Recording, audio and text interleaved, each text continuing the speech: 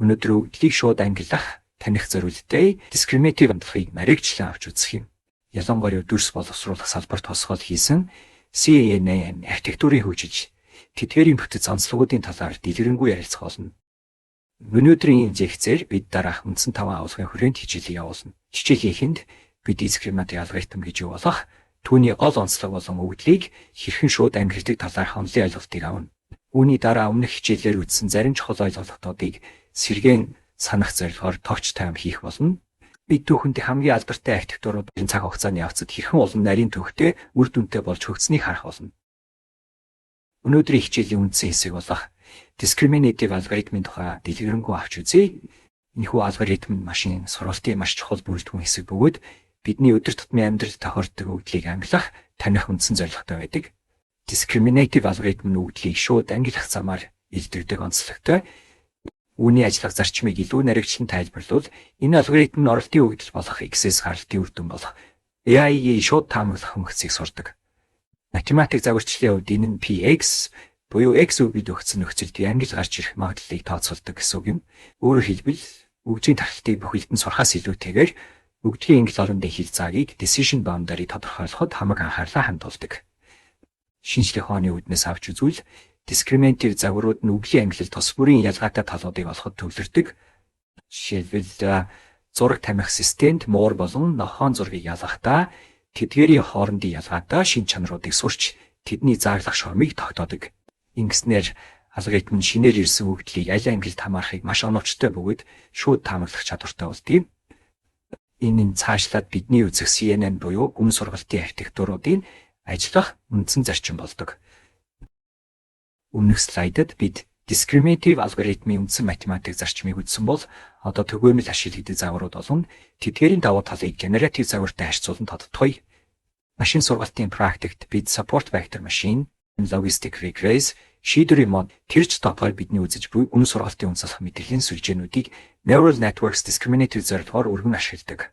Тэр загваруудын гол онцлог нь генератив алгоритмтай харьцуулах илүү шулуун ажиллагаатай байдагт оршин тэд өгжийн үүсэл гарлыг загварчлахаас илүүтэйгээр оролт X-с гаралт Y-ийг шууд таамаглахад төвлөрдөг тул сургалтын явц нь харьцангуй хурдан бөгөөд тооцооллын хувьд хэмнэлтээ илүү энгийн байдаг. Сонирхолтой нь өгдийн хэмжээ хязгаарлагдмал буюу бага үүдэлтэй нөхцөл discriminative алгоритмууд илүү оновчтой ажиллах хандлагатай байдаг. Энэ тэд өгжийн ерөнхий тархалтыг сурахад цаг зарцуулахын оронд зөвхөн ангил хоорондын ялгааг илэрхийлэх хил заагийг тодорхойлоход чиглэлдэгтэй холбоотой юм. Тиймээс хэрэв бидний үндсэн зорилго зөвхөн өгдлийг таних эсвэл ангилах асуудал бол discriminative арга барилд нь хамгийн үр дүнтэй сонголт болдог. Бид өмнөх хэсэгт discriminative алгоритмын ерөнхий онолыг үзсэн бол одоо түүний хамгийн хэрэглээ бол конволюцийн мэдрэлийн сүлжээний тухай ярьцгаая. Зүүн гар талд харагдаж байгаа машины зургийг оролт болон авахд сүлжээ маань түүнийг хэд хэдэн үе шатгаагаар боловсруулдаг. Ихээр конволюц буюу товчилсон нэрээр комбо дахууд ажиллаж зурагнаас ирмэг, өнгө дүрс гэх мэт чухал шинж тэмдгүүдийг ялгаж авдаг. Үүний дараа илүү идэвхжүүлэлтийн хонх золон пүүл давхаргууд ээжлэн байрлаж өгдлийг илүү нэгтэршүүлэн хамгийн хэрэгтэй мэдээллийн тунгаан үлдээдэг байна. Сүлжээний төгсгөл хэсэгт бүрэн холбогдсон давхарг байх бөгөөд энэ нь өмнөх бүх шатнаас ирсэн шинж тэмдгүүдийг нэгтгэн эцсийн ангиллыг тогтоох үүрэгтэй. Слайдын баруун гар талд харагдаж байгаачлан сүлжээ маань боловсруулсан мэдээлэлдээ үндэслэн уг зургийг машин байх магадлалыг хамгийн өндөрөөр тооцож гаргаж ирсэн байна. Энэ нь бидний өмнө үтсэн хэцэг үүдэл өгсөн нөхцөлд эквивалент ангил буюу машин байх магадлалыг шууд тооцоолж буй discriminative алгоритмын бодит ажиллагаа юм. Конволюцийн мэдрэлийн сүлжээний архитектурыг илүү гүнзгий олохын тулд түүнийг бүрдүүлж үндсэн хэсгүүдийг авч үзэх шаардлагатай. Сүлжээний хамгийн ихний бөгөөд гол цөм нь конволюцийн давхаргууд юм. Энэ хэсэгт тусгай шүүлтүүрүүд оролтын өгдөлдийг гүйж зурагнаас ирмэг, өнгө, дүрс гэх мэт чухал шинж тэмдгүүдийг ялгаж авдаг. Дараагийн чухал хэсэг бол пүүлийн давхар бөгөөд энэ нь өгжийн орон зай хэмжээг багасгах буюу даун самплинг хийх үүрэгтэй. Слайд дээр харагдаж байгаачлан 224-ийг харьцах нь 224 хэмжээтэй өгдлийг 112-ыг харьцах нь 112 болгон багасгаж байна. Энэ нь тооцооллын ачааллыг хөнгөвчилж хамгийн чухал мэдээллийг нь шүүж үлдээдэг ач холбогдолтой юм. Мөн мэдрэлийн сүлжээнд шавман бос шин чанарыг оруулахын тулд идэвхжүүлэлтийн функцийг ашигладаг бөгөөд энд рело функцийг жишээ болгон харууллаа. Сүлжээний сургалтыг тогтворжуулахын тулд нормализац буюу хэвийн болох үйлдэлийг үйлчилдэг.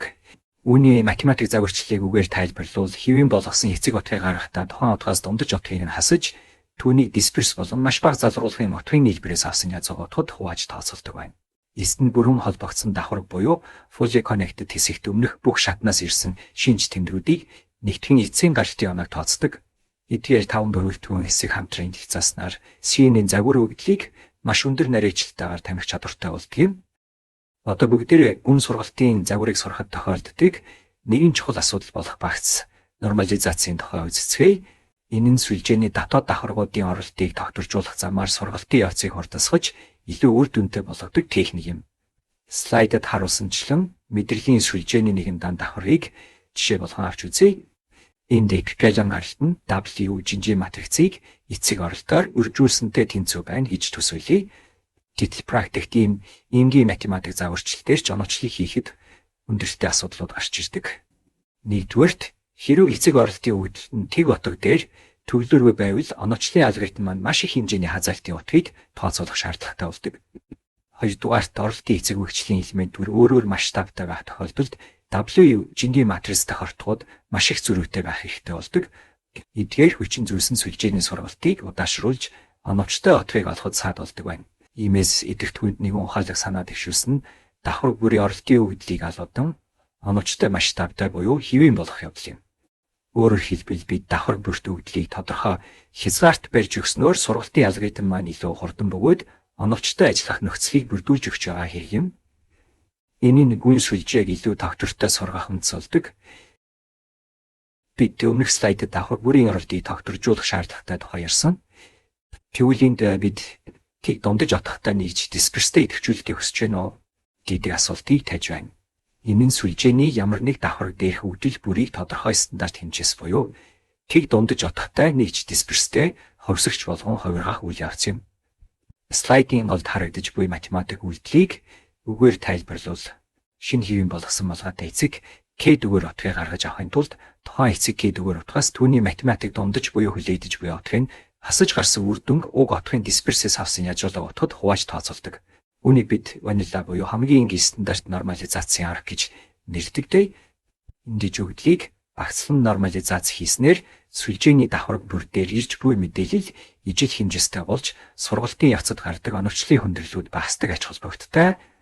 Гэхдээ өгдлийг эндэж дандаа тэг дундаж отохтой нийж дисперстэй байх нь хэдхэн хатуу хязгаарлалт болж болох уу гэдэг асуудал гарч ирдэг бөгөөд үүнийг бид дараагийн слайдад өргөжлүүлэн үзэх болно. Бидэнд оролтын өгдөл болох эцэг нь N-ийг харьцах нь D хэмжээстэй матриц хэлбэрээр өгөгдсөн байна гэж төсөөлье. Энд энэ нь багц дахь өгдгийн тоо харин D-ийн шинж тэмдгийн хэмжээсийг илэрхийлж байгаа юм. Тооцооллыг хийхдээ сувг бүрийн хувьд буюу D хэмжээс бүрээр тусна үүсдэг. Жижиг дүгээр шувын дундаж отгыг тооцоолохдоо тухайн сувгийн бүх оролтын отгуудын нийлбэрийг нийт өгдгийн тоо болох N-д хувааж гаргана. Үүний дараа тухайн сувгийн дисперсийг тооцоолох шаардлагатай бөгөөд энэтэй отог бүрээс саяны олсон дундаж отгыг хасаж гарсан үр дүн квадратд зэрэг дэвшүүлэн нийлбэрийг авч дахин нийт өглийн тоонд хувна. Эцэст нь хэвийн болгосон буюу малгайтай эцэг отгыг гаргаж авахдаа анхны утгаас дундаж отгыг хасаж түүнийг дисперс болон маш бага залруулгын утгын нийлбэрээс авсан язгуу отгод хувааж тооцоолдог. Энэхүү эпилон буюу маш бага утг нь хуваагч тэг бохоос сэргийлдэг ач холбогдолтой. Ингэснээр бид өгдлийг багц дотор нь тэг дундажтай нийж дисперстэй болгож стандарт төвшөнд аваачиж байгаа хэрэг юм. Бид өгдлийг заавал тэг дундажтай нийж дисперстэй байлгаар холбодох нь загварын суралцах чадварт хэрхэн нөлөөлөх вэ гэдэг нь туйлын чухал асуулт юм. Хэрэг өгдлийг дандаа ийм хатуу хязгаарлалтанд байлгуул мэдрэлийн сүлжээний илэрхийлэх чадвар буурах эсэлтэй.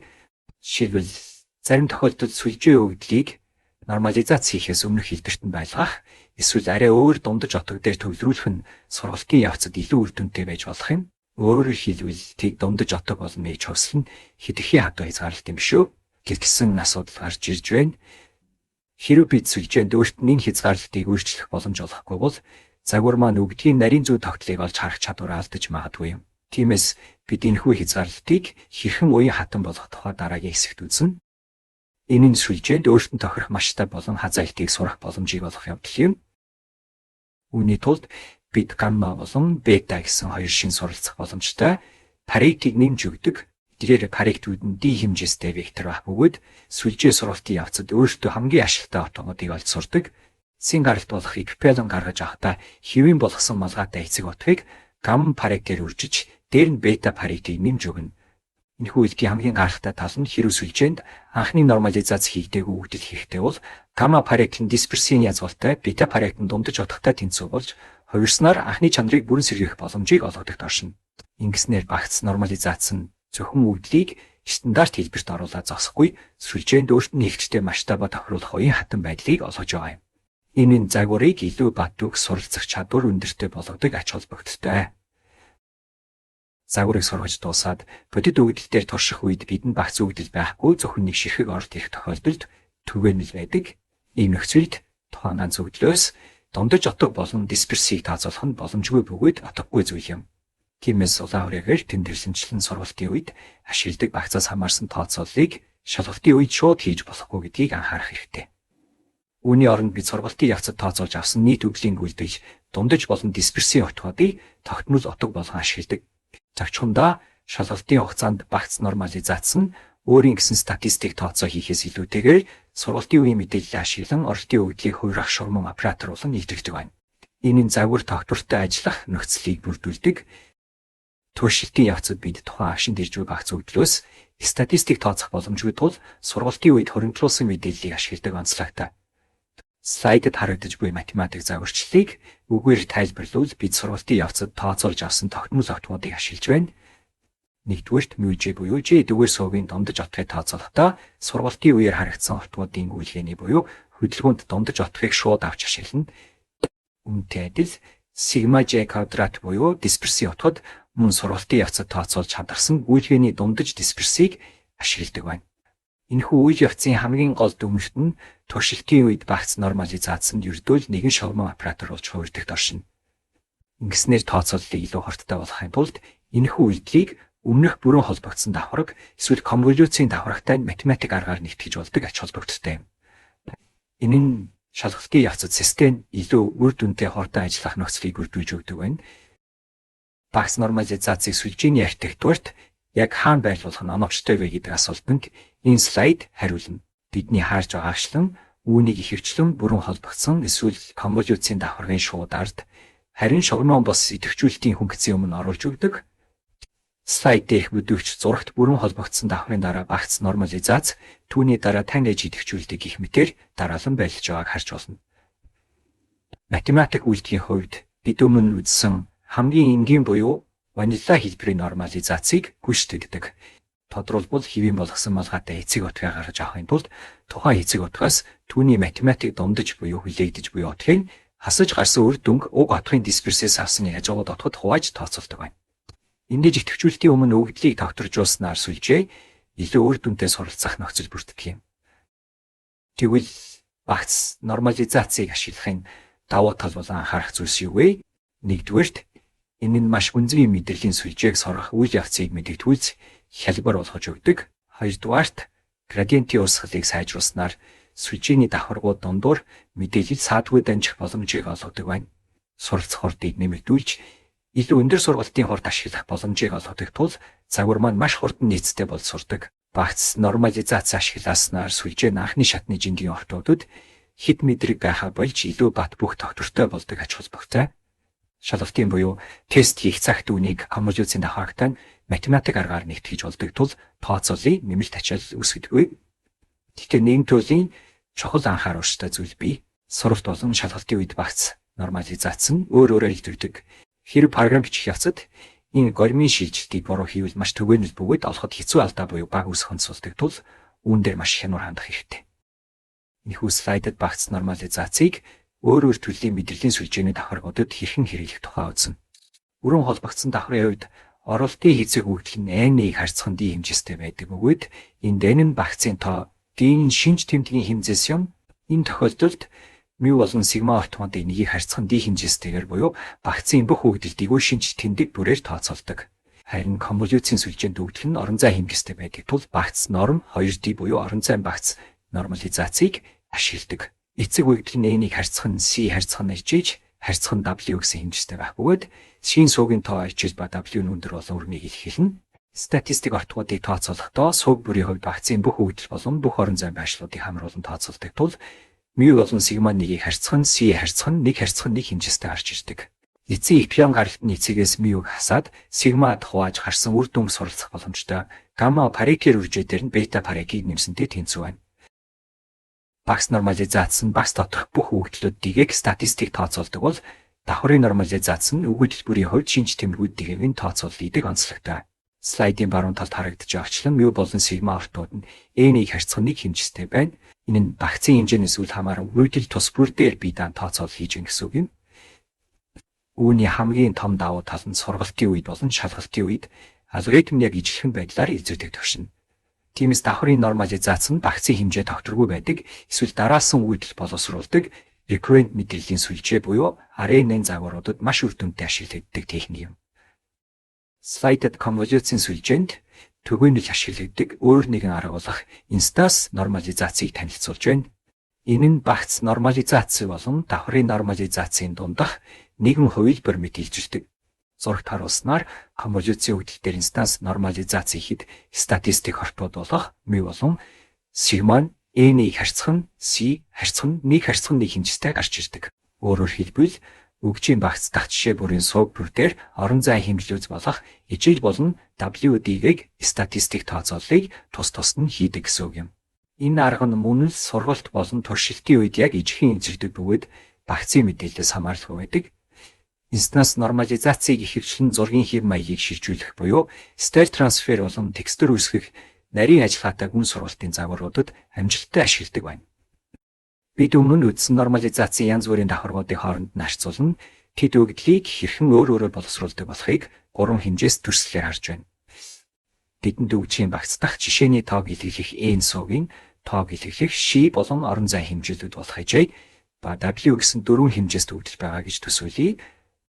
Зүүн талын зурагт багц нормализацийг харуулсан байна. Энд цэнхэр өнгөөр тэмдэглэвчлэн статистик отгуудыг тооцоолохдоо нэг суугийн хувьд багцдах бүх өгдөл болон бүх орон зайн байршлуудыг хамруулдаг. Дунд хэсэгт байгаа давхрын нормализац нь өгдөл бүрийн хувьд бүх сууг болон орон зайн байршлуудыг тооцоол хийдэг бол баруун талын инстанс нормализац нь өгдөл бүрийн сууг бүр дээр зөвхөн орон зайн хэмжээлүүд дээгүүр статистик тооцоог үүсгэж байна. Энэхүү харьцуулалт нь бидэнд тухайн бодлогын онцлогоос хамааран аль аргыг сонгох нь зөв бэ гэдгийг ойлгоход тусалдаг юм. Групп нормын аргыг 2018 онд Wu болон He-нар анх танилцуулсан бөгөөд энэ нь давхаргын нормализац болон инстанс нормализацийн дундах нэгэн ухаалаг шийдэл гэж хэлж болно. Групп нормализацийн ажиллах зарчмыг хамгийн баруун талын 4 дахь дүрслэлээс харж болно. Энд тэд сувгуудыг хэд хэдэн бүлэгт хувааж өгдөл бүрийн хувьд тухайн бүлэгт хамаарах сувгууд болон орон зайн байршлуудыг статистик тооцооллыг хийдэг. Өөрөөр хэлбэл хэрэв бидэнд маш олон сууг байвал тэдгээрийг багцаж нормализац хийснээр загварын суралцах чадварыг сайжруулдаг байна. Энэ арга нь ялангуяа багцын хэмжээ маш бага байх тохиолдолд буюу компьютерийн санах ой хязгаарлагдмал үед багц нормализацаас хамаагүй илүү тогтвортой үр дүн үзүүлдэг онцлогтой юм. Энэ нь орчин үеийн гүн сургалтын архитектурт маш үр дүнтэй техникүүдийн нэг тооцогдож байна. Одоо бидний өмнө нэгэн чухал асуулт гарч ирж байна. Бид эдгээр бүрэлдэхүүн хэсгүүдийг хэрхэн оновчтой нэгтгэж хүчлэг архитектур бүтээх ёстой вэ? Энэ асуултын хариулт нь машин сургалтын салбарын түүхийг өөрчилсөн алдартай CNN архитектуруудын үндэс болсон юм. Эдгээр загварууд нь цаг хугацааны явцад олон гүнзгийрч илүү нарийн бүтцтэй болсоор ирсэн. Жишээлбэл 2012 онд Imagine тэмцээн төрүүлсэн 8 давхар дагвар түүний дараа гарч ирсэн маш гүн буюу 16-аас 19 давхартай VGG сүлжээнүүдийг энд төрсөлсөн байна. Мөн Google Inception модуль болон үлдэгдэл холболт бүхий эрээс бодлох архитектуруудын нарийн бүтцийг та бүхэн харж байна. Эдгээр архитектурууд нь өөр өөрийн гэсэн онцлог шийдлүүдийг агуулсан байдаг бөгөөд бид дараагийн хэсгүүдэд тэдгээр энийг бүрчлэн дэлгэрүүлэн судлах болно. Түүхэн хөгжлийг судлахдаа бид хамгийн анхны амжилттай загваруудын нэг болох 1998 онд Ян Ликүний танилцуулсан Linet 5 загвараас эхлэх ёстой. Энэхүү архитектур нь гар бичмэл тамхи зорилготой байсан бөгөөд орчин үеийн бүх CNN загваруудын их хэл болсон юм. Конволюцийн давхардаа 5-ыг харьцах нь 5 хэмжээтэй шүүлтгүүрүүдийг нэг алхантайгаар ашигладаг бол пүүлийн хэсэгт 2-ыг харьцах нь 2 хэмжээтэй талдааг 2 алхахтайгаар авч өгдлийг нэгтэршүүлдэг.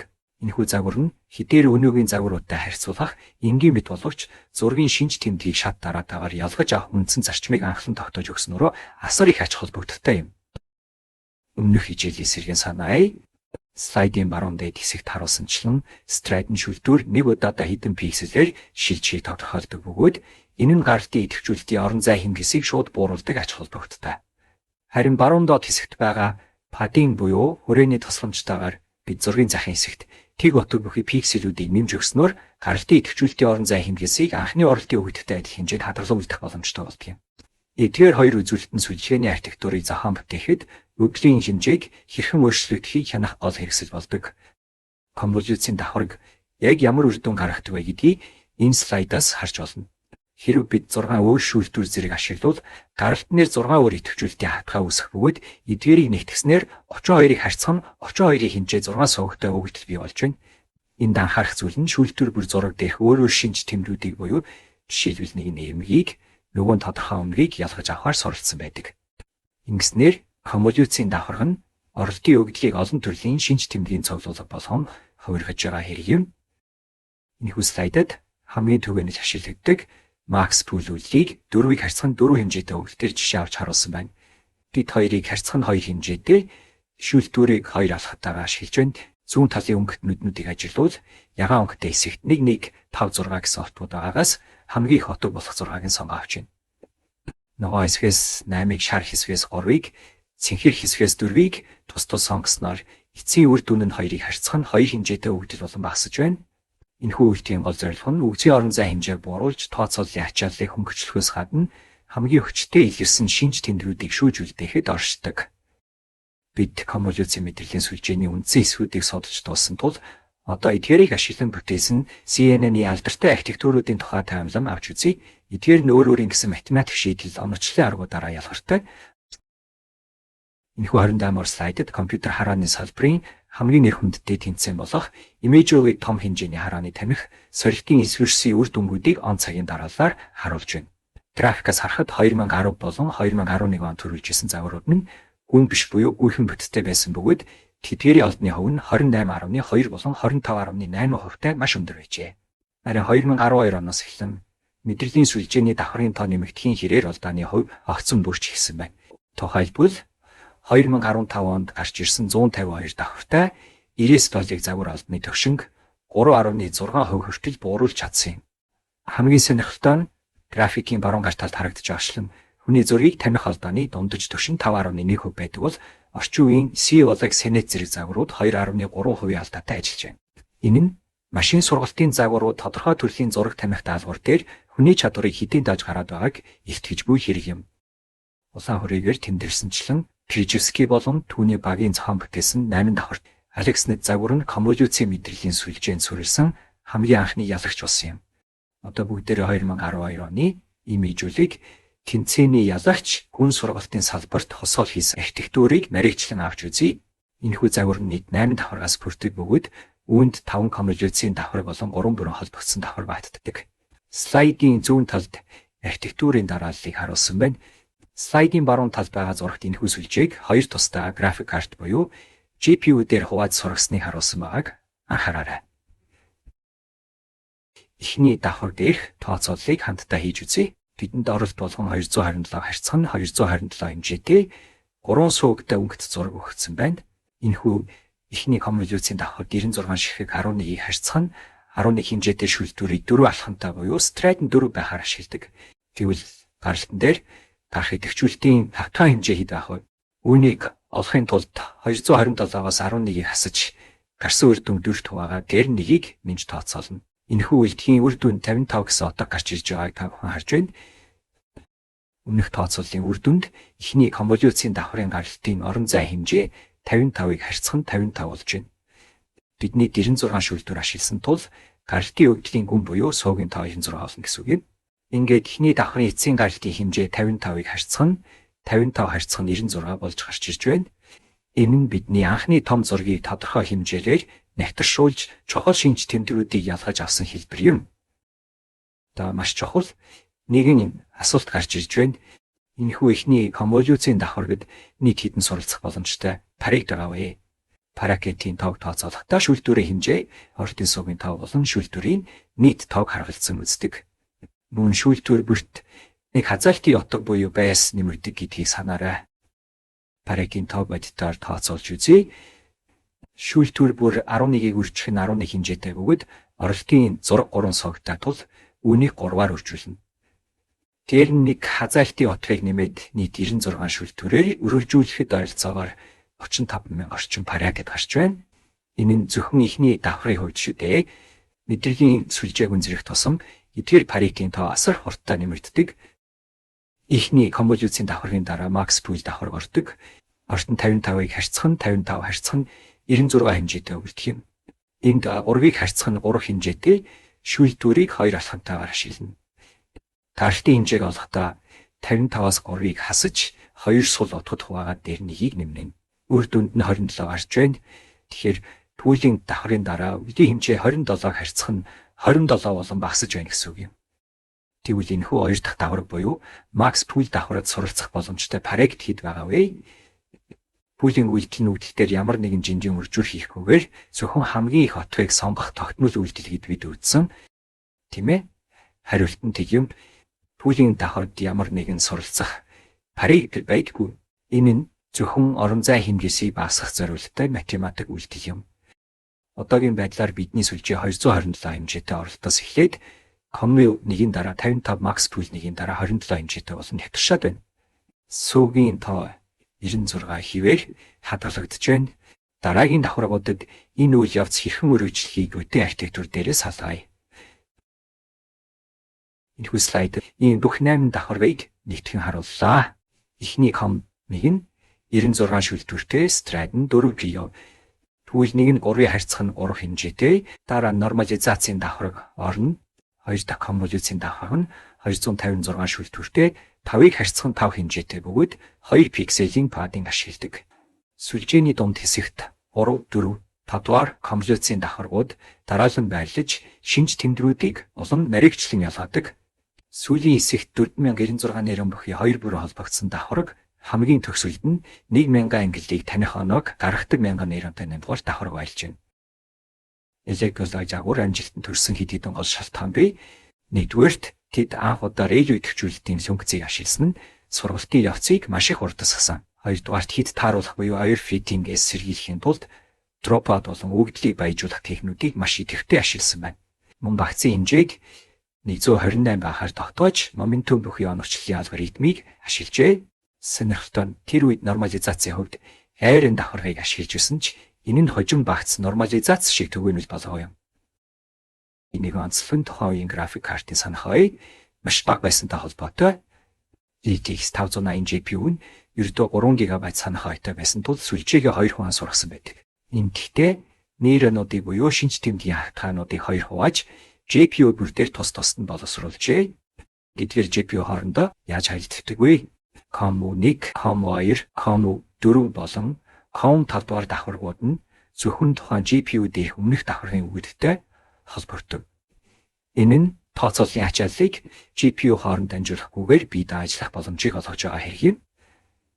Харин 3 дугаар конволюцийн давхарг болон сүүлийн бүрэн холбогдсон давхаргууд болох 6, 7, 8 дугаар давхаргад нь 2 GPU аль алинх нь мэдээллийг авч нэгддэг. Ингэснээр сүлжээ маань тусдаа боловсруулагдсан шинж тэмдрүүдийг хооронд нь холбож бүрэн дүр зургийг гаргаж авах боломжтой болдог байна. Энэхүү ухаалаг инженерчлэн Игорийн цаг үедээ хамгийн хүчлийг загвар болоход тусалсан юм. 2012 онд Krzyzewski болон түүний багийн зохион бүтээсэн Alexnet загвар нь 16 цэг 4% алдаатай төрүүлсэн нь CNN-д суурилсан анхны ялагч болсон төвхтэй. 2013 оны ялагчаар Ziller болон Ferguson-ийн ZFnet загвар тодорсон байна. Графикаас харахад ZFnet нь Alexnet-тэй адил 8 давхаргатай болгож гиперпаритруудыг нь оновчтой болгож сайжруулснаар алдны хувийг 11 цэг 7% хүртэл бууруулж чаджээ. ZFnet-ийн Alexnet-ээс ялгагдах гол өөрчлөлтүүдийг энэ дэлгэрэнгүй харуулсан байна. Хинч ихний конволюцийн давхар Converge Alexnet-ийн SH-лаар хэмжээтэй 4 алхамтай Stride 4 шүүлтүүрийг чиглүүлсэх хэмжээтэй 2 алхамтай Stride 2 болгож жижигшүүлсэн. Тиймээс дунд үеийн давхаргууд Connie 4-5 шүүлтүүрийн тоог нэмэгдүүлсэн. Alexnet-ийн 384, 256 байсан бол ZFnet-ийн 512, 1024, 512 болгож өсгөжээ. Тиймээс үр дүн эдгээр өөрчлөлтийн ачаар Imagine-ийн шилдэг тав алдааны хувь 16.4%, ICE 11.7% болж эрс сайжирсан байна. 2014 оноос эхлэн мэдрэлийн сүлжээнүүд илүү гүн болох хандлага ажиглагдаж эхэлсэн. Тухайн онд 19 давхартай LG 7 цэг 3% алдаа болон 22 давхартай Google-ийн 6 цэг 7% алдаа загварууд гарч ирсэн нь давхрын тоог нэмэгдүүлэх замаар нарийгчлалыг хэрхэн авах гэж болохыг харуулсан юм. 2014 оны имэжүүлэг тэмцээний нэгэн чухал оролцогч болох VG загварыг авч үзье. Симониан болон Зисерман нарын зохион бүтээсэн энэхүү сүлжээ нь өмнөх алагч бодлого загвартай харьцуулах хамаг анхаарлаа сүлжээний гүнд хандуулсан байдаг. Хэрэв 8 давхартай байсан бол VGG загвар нь 16-аас 19 давхартай болж гүнзгийрсэн. Энэхүү архитектурын гол онцлог нь маш энгийн бөгөөд нэг төрлийн бүтцтэй байдагт оршино. Тэд зөвхөн 3-ыг харьцах нь 3 хэмжээтэй, нэг алхамтай, нэг хүрээтэй конволюцийн давхаргуудыг ашигласан бөгөөд пүүлийн хийхтэй хоёрыг харьцах нь 2 хэмжээтэй талдааг 2 алхавтайгаар авсан байдаг. Эндэж архитектураа системтэйгээр гүнзгийрснээр алдааны хувийг 7.3% хүртэл бууруулж тухайн үеийнхээ хамгийн шилдэг үр дүнгуудын нэгийг үзүүлж чадсан юм.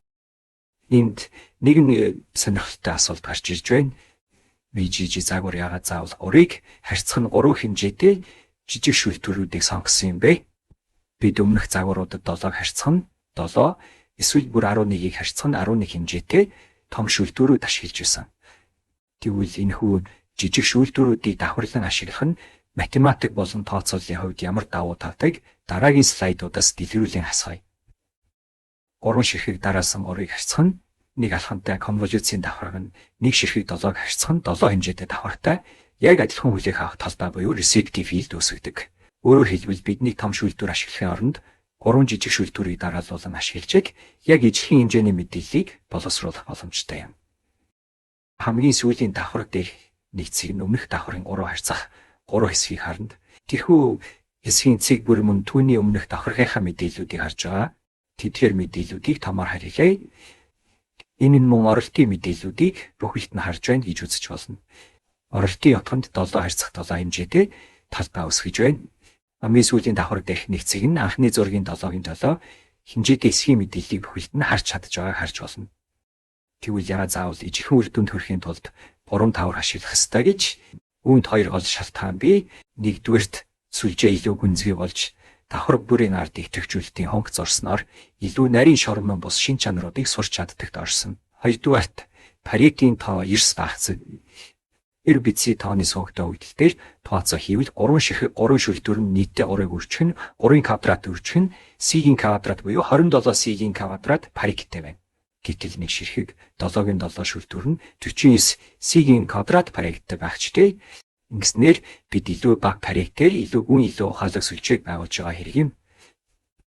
VGG 16 загварын санах оюу болон Паретийн тооцоог нарийгчлан харуул маш сонирхолтой бүр зураг харагддаг.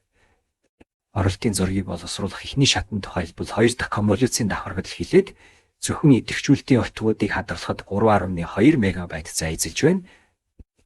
Нэг зургийг сүлжээгээр урагш дамжуулах 24 сая орчим бодит утга үүсэх бөгөөд энэ нь ойролцоогоор 96 мегабайт санах ой шаарддаг гэсэн үг юм.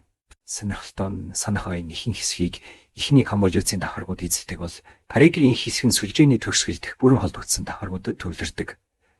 Слайд 61 дээр харуулсанчлан зөвхөн эхний бүрэн холбогдсон давхаргад хэд 102 сая гаруй Парет байгаа. Нийт 138 сая Паретийн дийлэнх хувийг эзэлж байна.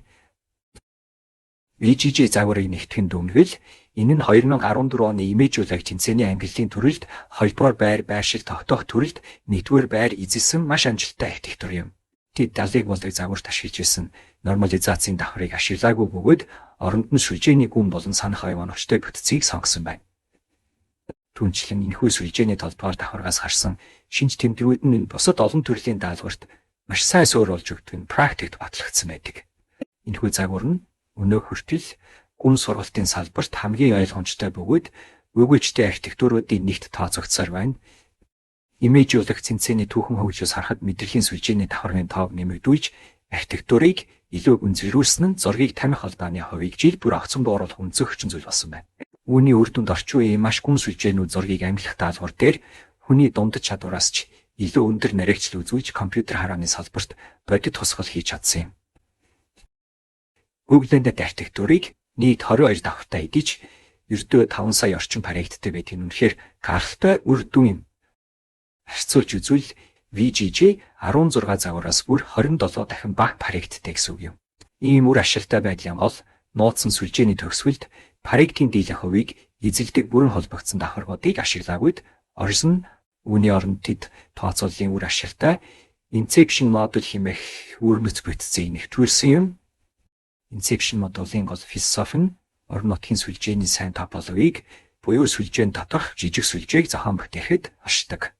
Өөрөөр хэлбэл бид үгдлийг зөвхөн нэг шугамаар дамжуулахын оронд модуль бүрт үгдлийг хэд хэдэн өөр замаар зэрэг боловсруулад дараа нь тэдгээрийг нэгтгэн багцладаг байна.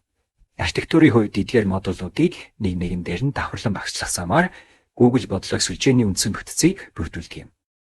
Хамгийн энгийн буюу 8 хэлбэрийн Inception модулийн бүтцийг харуул өмнөх давхаргаас ирсэн үгдэлээр дөрвөн өөр үйлдэлийг параллел байдлаар үүсгэдэг. Үүнд нэгийг харьцах нь 1, 3-ыг харьцах нь 3 болон 5-ыг харьцах нь 5 хэмжээтэй конволюцийн шүлтгэрүүд мөн 3-ыг харьцах нь 3 хэмжээтэй Max түүлийн үйлдэл багтана. Эдгээр дөрвөн замаар гарсан бүх үр дүн суугийн дагуу буюу Channel Void хэлбэрээр нэгтгэснээр тухайн модулийн эцсийн гаралт үүсдэг байна. Тэгжинхүү энгийн модулийг бодит байдал дээр ашиглахад тооцооллын асар их ачаалал үүсдэг нэгэн сул тал бий. Жишээг харуул 28-ыг харьцах нь 28 харьцах нь 256 хэмжээтэй үгд оролт болон ирж байна гэж төсөөлье. Бүх төрлийн шүүлтүүрийн үйл ажиллагааны гаралтын хэмжээ ямар байх вэ? Хэрэв бид 3-ыг харьцах нь 3 хэмжээтэй шүүлтүүрийг 192 ширхэг ашиглавал энэ дангаараа 192 сая орчим үйлдэл шаардна. Мөн 5-ыг харьцах нь 5 хэмжээтэй шүүлтүүрийг 96 ширхэг ашиглахад бүр их буюу 602 сая орчим үйлдэл шаардагдж байна. Цааш өргөшүүлэн бодвол нийтдээ энэхүү ганцхан модуль дээрх тооцооллын хэмжээ 854 сая орчим үйлдэлд хүрч байгаа.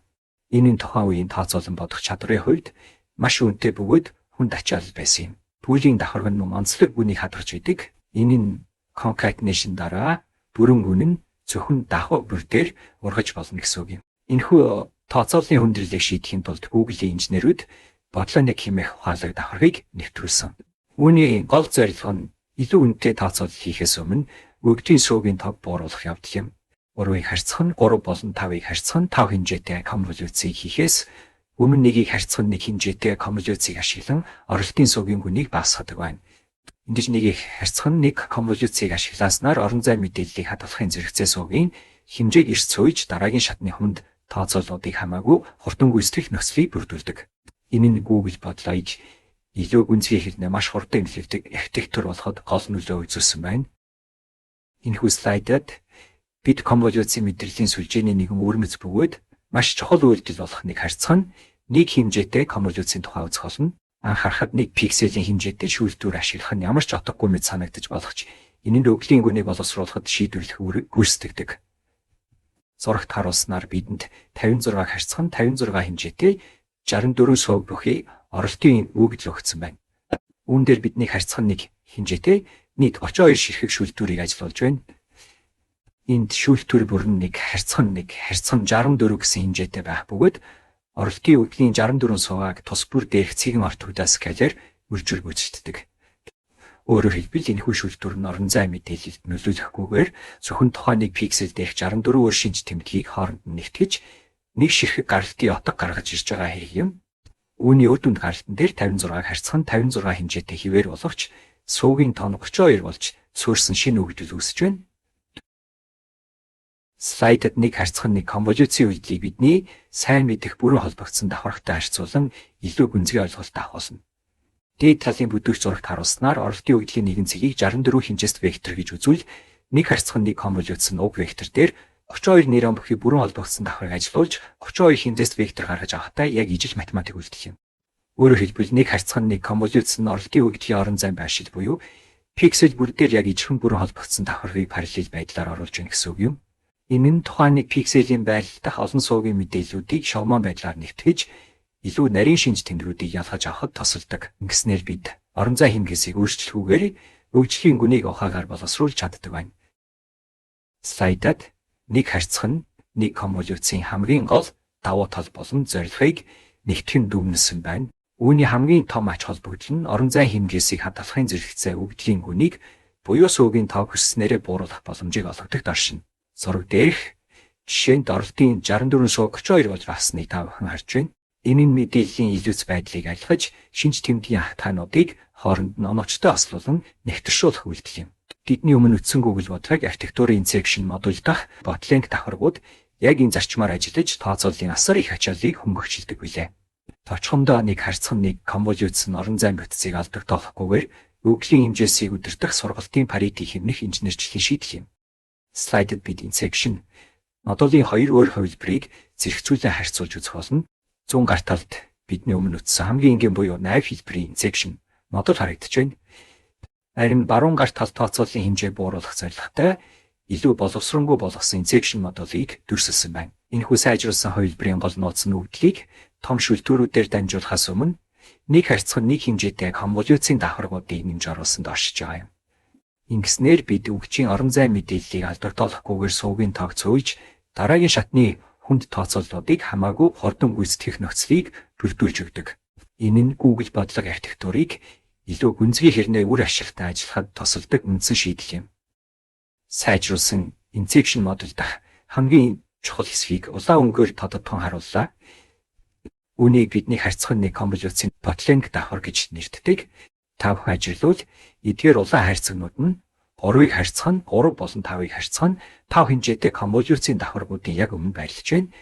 Мөн Max Pooling үйлдэхийн дараа суугийн тоог буцааж хэвийн хэмжээнд оруулахын тулд энэхүү үйлдэлийг бас ашиглаж байгааг харж болно.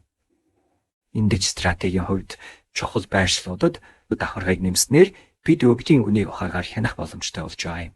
Энэ нь Google-ийн инженеруудын гаргасан ухаалаг инженерчлэлийн шийдлүүдийн нэг билээ.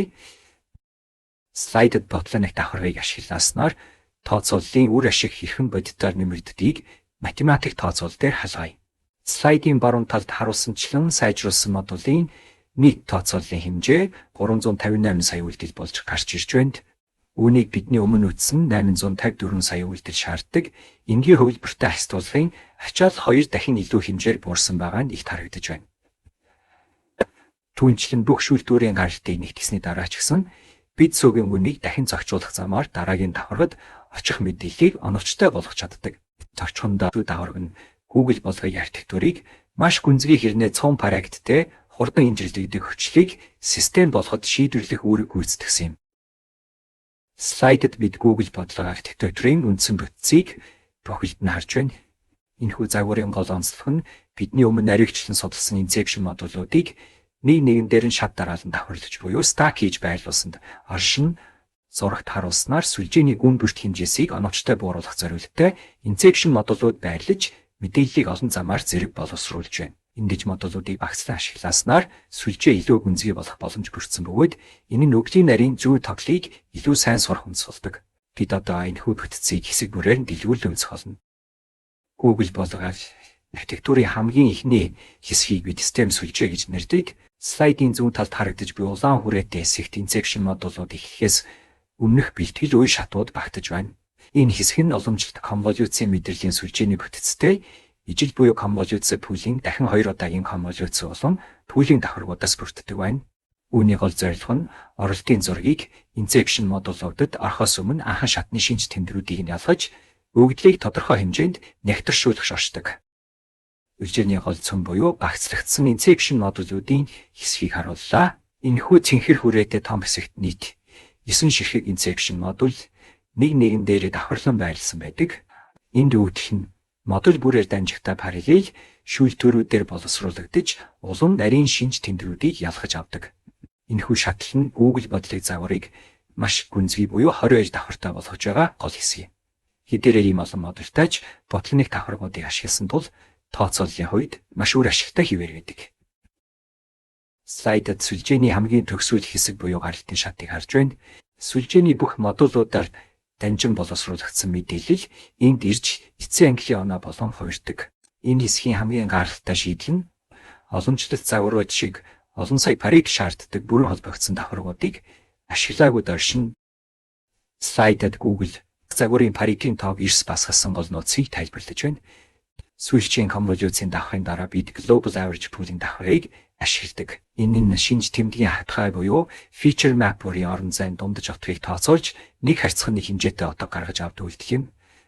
Ингэснээр бид тооцооллын хувьд маш өндөр өртөгтэй олон паригттэй бүрэн холбогдсон давхаргуудаас татгалзаж чадсан. Үүний үр дүнд сүлжээний нийт паригийн тоосоор их хэмжээр буурч загвар илүү хурдан бөгөөд хөнгөн ажиллах боломж бүрдсэн юм. Слайдад маш сонирхолтой нэгэн инженерчлэлийн шийдлийг танилцуулж байна. Энэ нь сүлжээний доод болон дунд давхаргуудад байх туслах ангиллын гаралтууд юм. Сүлжээ маш гүнзгий болох тусам сургалтын явцад градиент буюу албаны мэдээлэл эхний давхаргууд руу очихдоо занхарх алхад байдаг.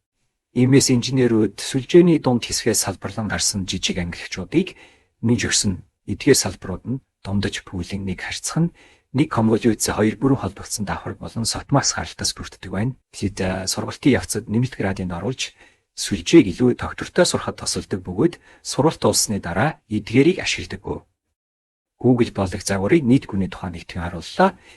Энэхүү архитектур нь нийт 22 давхар жинтэй буюу суралцах боломжтой парег бүхий давхаргаас бүрддэг байна. Давхарыг тоолохдоо Inception модулийн доторх параллел давхаргуудыг нэг давхар гэж үзэхгүй. Харин Inception модулыг хоёр давхаргатай гэж тооцсон байдаг. Мөн өмнөх слайдад үзсэн туслах ангиллын гартын давхаргуудыг энэхүү энцэн хороор давхарт багтааж тооцоог болно. Ийм гүнзгий бүтцтэй хэрнээ үр ашигтай ажиллаж чаддаг нь энэхүү загварын хамгийн том ололт юм. Архитектурын давуу талуудыг нэгтгэн дүгнээ. Нэгдүгээрт энэ нь маш гүнзгий хэрнээ тооцооллын хувьд туйлын үр ашигтай загвар юм. Хоёрдугаарт Inception модуль болон Global дундаж пүүлийн ашиглааснаар олон сая парит шаарддаг бүрэн холбогдсон давхаргуудаас зайлсхийж чадсан байна. Үүний үр дүнд Google болгын алих болог загвараас 12 дахин бага, харин VGG16 загвараас бүр 27 дахин бага париттэй болж чадчихъя. Ийм хөнгөн хэрнээ хөчлөг байж чадсанаар 2014 оны имиж үлэг тэнцээний ангиллын төрөлд 6.7% алдаатайгаар ялагчулсан түүхтэй. Imaginet тэнцээний түүхэн хөгжилд 2015 онд 152 давхартай ResNet загвар гарч ирснээр гүнгийн хувьсгал эхэлж мэдрэлийн сүлжээний гүн болон нарийвчлалын шинэ үеийг нээсэн байна. Энэхүү хөгжил үргэлжилсээр орчин үеийн гүн сүлжээнүүд алдааны хувийг 2.3% хүртэл бууруулж зургийг амжилах чадвараараа хүний 5.1% алдааны төвшнээс илүү сайн үр дүн үзүүлэх болсон. Слайдад компьютер харааны салбарт хүн зөрүүлтийн хосол хийсэн 2015 оны имижүүлэг тэнцээний ялагч болох ResNet архитектурыг танилцуулж байна. Кэминхэ болон түүний багийн зохион бүтээсэн энэхүү загвар нь 152 давхартай бөгөөд зургийг таних алдааны хувийг 3.57% олтол бууруулж чадсан юм. Энэхүү амжилтын гол нууц нь слайдын голд харагдаж буй skip connection ашигладаг. Residual blocked оршдог. Уламжлалт сүлжээнүүд мэдээллийг давхар бүрээр албадаар дамжуулдаг бол iris бодлох нь зарим давхарыг алгасаж оролтын эцэг утгыг гаралтын F эцэг утгаар шууд нээх боломжийг олгодог. Тематик утгаараа гаралт нь F эцэг болон оролтын эцгийн үе нийлбэртэй тэнцүү байна. Энэхүү шийдэл нь маш гүнзгий сүлжээг амжилттай сургах боломжийг бүрдүүлсэн бөгөөд зөвхөн ангилал төдийгүй Coco тэнцээний объект илүүлэх, сегментчлах бүх төрөлд тэргүүн байр эзэлсэн түүхтэй. Бид өмнөх загваруудаас сүлжээг гүнзгийх тусам үр дүн сайжирдаг гэдгийг харсан. Тэгвэл энгийн конволюцийн мэдрэлийн сүлжээн дээр улам олон давхаргуудыг нэмж багцлбал яг юу болох вэ? Тэдгэн төвлийн сонирхолтой асуудал юм. Онлын хувьд давхрын тоог нэмэх нь сүлжээний илэрлэх чадварыг нэмэгдүүлж илүү нарийн шинж тэмдгэрүүдийг сурах ёстой мэт боловч практикээр бид деградац буюу чанар муудах асуудалтай тулгардаг. Слайд дээр 2 график нь өмнөх асуултын хариултыг бодитоор харуулж байна. Зүүн талын графикт шалгалтын буюу тест алдааг, баруун талын графикт сургалтын буюу тренинг алдааг харуулжээ. Хоёр график дээр орон давхартай сүлжээг цэнхэр өнгөөр, харин таг 6 давхартай сүлжээг улаан өнгөөр тэмдгэрсэн байна. Бидний хүлээлтээр бол таг 6 давхартай сүлжээ нь илүү сайн үр дүн үзүүлэх ёстой байдал бодит байдал дээр таг 6 давхартай загвар нь сургалтын явцад, шалгалтын явцад 20 давхартай загвараас илүү өндөр алдаа үзүүлж байгааг та бүхэн харж байна. Энэ нь сүлжээг зүгээр гүнзгийрүүлэх нь үр дүн сайжруулахын оронд харин ч оновчлол хийхэд улам хэцүү болгодог гэдгийг баталж байгаа хэрэг юм. Хамгийн гол дүгнэлт нь таг 6 давхартай загвар нь сургалтын болон шалгалтын албаны аль альнийх нь хувьд илүү муу ажиллаж байдаг гэсэн баримт юм. Энэ нэгэн төрлийн чухал зүйлийг анхаарах хэрэгтэй. Илүү гүнзгий загвар муу ажиллаж байгаа нь хэд тааруулах буюу overfitting S балаагүй юм. Хэрэг энэ нь overfitting байсан бол сургалтын алдаа нь маш бага, харин шалгалтын алдаа нь өндөр байх ёстой байсан. Тэтгэнд сургалтын алдаа нь өөрөө өндөр байгаа нь гүнзгий сүлжээг оновчлох буюу сургах процесс өөрөө үндсэн асуудал болж байгааг харуулж байна. Энэхүү оновчлолын хүндрэлийг эрс бодлыг архитектур хэрхэн шийдвэрлэснийг бид үргэлжлүүлэн судлах болно. Слайдад бид хүний сургалтын загваруудыг илэрхийлэх чадвар болон оновчлолын асуудлыг хөндөж байна. Нэгэн баримтуул гүнзгий мэдрэлийн сүлжээлүүд нь илүү олон параметрууданд авахтай тул гүйхэн загваруудаас илүү их нарийн зүйн тогтлыг олж харах хүчтэй чадвартай байдаг. Гэсэн хэдий ч бид өмнөх туршилтаас үзэмжлэн загвар гүнзрэх тусам түүний үр дүн сайжрахын оронд алдаа нэмэгдэж байгааг харсан. Үүнээс үүдэн ийм гүнзгий загваруудыг оновчлох буюу сургах үйл явц нь өөрөө маш том хүндрэл болж байна гэсэн таамаглалыг тэгшүүлж байгаа юм. Өөрөөр хэлбэл загвар гүн болох тосон сургалтын алгоритм маань хамгийн оновчтой шийдлийг олоход улам хэцүү болдог байна. Бид энэхүү оновчлолын асуудлыг хэрхэн шийдэж болох тухай нэгэн чухал санааг авч үзэн хэрвээ илүү гүнзгий загвар нь онлын хувьд илүү их чадамжтай юм бол наад зах нь гүйхэн загвартай ижил төвчний үр дүн үзүүл сурах ёстой биш үү гэсэн асуулт гарч ирж байна. Үүнийг шийдэх нэгэн ухаалаг арга бол гүйхэн загварт сурсан давхаргуудыг шууд хуулбарлан авч дээр нь нэмэгдэж буй шин давхаргуудыг ажилтгах дүрслэл буюу identity mapping болгон тогтоох явдал юм. Ингэснээр шин давхаргууд нь оролтын өгдлийг өөрчлөхгүйгээр шууд дамжуулж онлын хувьд гүн загвар маань гүйхэн загвараасаа муу ажиллах боломжгүй болох нөхцөлийг бүрдүүлж байгаа хэрэг юм. Сүлжээний давхаргуудыг ашиглан оролтоос гаралт руу чигэрсэн хөссөн суурь газрын зурагтай шууд нийцүүлэн сургах гэж оролдохын оронд үлдэгдэл газрын зураглалыг оновчлох нь хамаагүй хялбар байдаг гэж игнэт үзсэн. Энэ нь юу гэсэн үг вэ? Сүлжээний давхаргууд оролтын өгдлийг бүхэлд нь шинээр хувирах гэж зүйдэх бус харин оролт болон гартын хооронд үүсэж буй тэрхүү ялгаа буюу үлдэгдлийг сурахад анхаарлаа хандуулдаг гэсэн үг юм. Residual block слайдд харуулсанчлан оролтын эцэг утгыг жингийн давхруудаар дамжуулан if эцэг утгыг гаргаж авч байна. Хамгийн гол хосх нь оролтын эцэг утгыг давхаргуудын хажуугаар алгасуулан шууд гаргаж ирээд жингийн давхрын гаралт болох if эцэг утга дээр нэмж өгч байгаа явдал юм. Үүнийг бид алгас холболт буюу skip connection гэж нэрлэдэг бөгөөд энэ нь identity mapping буюу ажилтгах дүрслэлийг үүсгэж байгаа хэрэг юм. Ингээд эцсийн үр дүнд ажил хийцэг гаралт нь if эцэг болон оролтын эцэг утгын нийлбэртэй тэнцүү болж түүний дараа илүү идэвхжүүлэлтийн хөнгөцөөр данжин дараагийн давхар руу шилждэг байна. Слайдад энэхүү үлдэгдлэх сургалтын математик зааварчлалыг тайлбарлаж байна. Загвар маань ажил хийцэг хөнгөцийг шууд сурахын оронд энэхүү үлдэгдэл болох if эцэг утгад тохирох давхаргуудыг ашигладаг. Хэрвээ ажилтгах дүрслэл нь оновчтой шийдэл байх юм бол сүлжээний жинүүдийг тэг рүү төхүүлж if эцэг утгыг тэг болгох нь identity хөнгөцийг шинээр сурахаас хамаагүй хялбар байдаг байна. Энэхүү архитектур нь бидний сая үзсэн үлдэгдэл блокуудыг нэг нэгэн дээр нь багцлан байлуулснаар удирддаг. Үлдэгдэл блок бүрэн слайдын болд харагдаж буйшлан урыг харьцах нь 3 хэмжээтэй конволюцийн 2 давхрын комбияраас бүрддэг байна. Баруун талын бүдүүгч зургаас харахад сүлжээний гүн бүрт эдгээр алгасаа холболтууд байрлаж оролтын мэдээллийг давхаргууд дундуур саадгүй дамжуулж байгааг харж болно. Ийм бүтцийн ачаар загвар нь 152 давхартай байсан ч градиент замхрах асуудалгүйгээр амжилттай суралцж чаддаг юм. Сүлжээний тодорхой үе шатуудад шүүлтүүрийн тав 2 дахин нэмэгдүүлдэг бөгөөд энэ үед дүрсийн орон зай хэмжээг тал бүрээр нь 2 дахин багасгахын тулд 2 алхамтай буюу straight 2-тай convolution-ыг ашигладаг. Энэ нь мэдээллийн илүү нарийн гүнзгий төвчний шин чанарыг ялгаж авахд тусалдаг байна. Одоо бүгдээрээ ResNet тэтгэврийн хамгийн ихний хэсэг буюу систем давхаргын тухай үзцгээе. Энэхүү хэсэг нь сүлжээний үндсэн үлдэгдэл блокууд ихээс өмнө оролтын зургийг боловсруулж бэлддэг суурь үе шат юм. Энэ 7 харьцах нь 7 хэмжээтэй 64 ширхэг шүүлтүүр бүхий конволюцийн давхаргыг ашигладаг. Энэхүү давхарг нь 2 алхамтай буюу straight нь 2 бахаар илэрдэг тул оролтын зургийн орон зай хэмжээг шууд 2 дахин басгадаг онцлогтой. Үүний дараа 3-ыг харьцах нь 3 хэмжээтэй max pooling давхар байрлаж мөн адил 2 алхамтайгаар өгдлийг олон нэгтэршүүлдэг байна. Эндээс сүлжээний эхэнд өгжийн хэмжээг хурдан бууруулснаар бид дараагийн олон зуун давхаргууд дээр тооцооллын ачааллыг хэмнэх илүү өөр ашигтай ажиллах нөхцөлийг бүрдүүлж байгаа хэрэг юм. Энэхүү систем бүтцэн 152 давхартай ES болох шиг маш гүнзгий сүлжээний хувьд мэдээллийн хамгийн чухал ерөнхий шинж тэмдгэрүүдийг эхний шатанд шүүж авах чухал үүрэгтэй байдаг. Одоо архитектурын төгсгөл хэсэг болон гартын бүтцийг анхааралтай ажиллаарай. Өмнөх VGG гэх мэт архитектурууд сүлжээний төгсгөлд маш олон параметр бүхий хит хитэн бүрэн холбогдсон буюу fully connected давхарыг ашигладаг байсан нь загварыг хүнд нүсэр болгодог байв. Харин ResNet загварт эдгээр олон давхарын оронд глобал дундаж пүлийн давхарыг ашигласан нь маш том шинжилэл болсон юм. Энэ давхарг нь хамгийн сүүлийн convolution давхаргаас гарч ирсэн шинэ чанарын зураглал бүрийн дундаж отгыг тооцоолж шууд мянган ангилал бүхий гаралтын давхарг руу дамжуулдаг. Ингэснээр сүлжээний паритийн тов эрс цөөлж сургалтын явцыг хурцсахаас гадна загварыг хэд суралцахаас найдвартай хамгаалдаг байна. Нэг гахалтай тал нь түүний уян хатан байдал буюу янз бүрийн гүнтэйгээр зохион байгуулах боломж юм.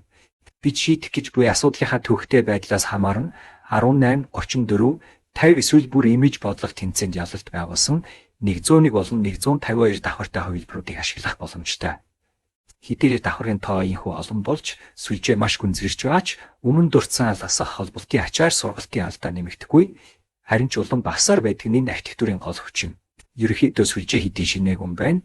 Түүний шинэ нарийн төвхтэй дүрсийг таних чадвар нь сайжирдаг гэдгийг эндээс харж болно.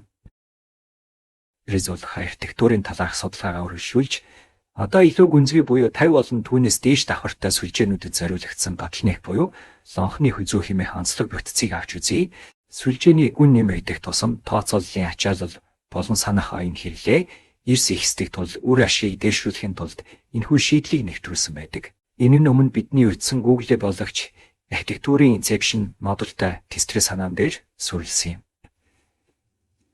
Слайдын баруун талд байгаа зураглалыг ажиглуул энэхүү ботлнек блок нь ердийн үлдэгдэл блокоос ялгаатай нь 2 биш харин 3 давхаргаас бүрдэж байна.